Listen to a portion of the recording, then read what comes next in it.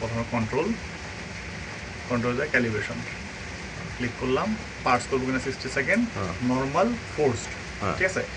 আমরা যে প্রথম করবো তখন আমরা ফোর্স করবো, আগে প্রথম নর্মাল করে দেখি কীরকম আসে।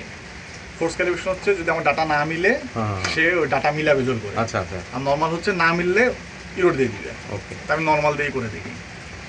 60 সেকেন্ড পার্স দিলাম, 60 সেকেন্ড পার্স হবে। মোটমাট 3 বার হচ্ছে রান নিবে, প্রথমবারটা বাদ যাবে, পরের 2 বার হচ্ছে রানগুলো সে কাউন্ট করবে। যখন সব পার্জিং হবে তখন কোনো টাইম দেখাবে না, রানে কোনো টাইম দেখাবে না। পার্জিং যখন শেষ হবে অ্যানালাইসিস বা ক্যালিব্রেশন লেখা উঠবে এখানে, আর এখানে তখন কাউন্টডাউন শুরু হবে, ম্যানুয়াল ক্যালিব্রেশন। হ্যাঁ, এই রান শুরু হয়ে গেছে, ম্যানুয়াল ক্যালিব্রেশন রান করলে 3 বার বা 4 বার যতগুলো সাইকেল দেওয়া আছে অলরেডি, বাই ডিফল্ট 3 বার থাকে, 3 বার রান করবো অটোমেটিক থামে যাবে। আচ্ছা আচ্ছা, আর ওই লাস্টের ইয়েটাই সে কাউন্ট করবে, হ্যাঁ লাস্টের ভ্যালুটা।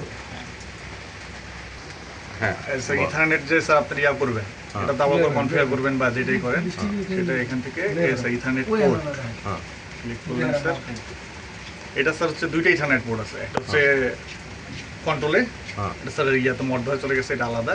আপনার যেটা সেটা হচ্ছে এইটা স্যার 192.1.1.1.6, ঠিক আছে। এটা স্যার সাবনেট মাস্টার 255.255, এটা গেটওয়ে আছে স্যার 172.16.17.2, সাথে গেটওয়েটা লাগে না স্যার।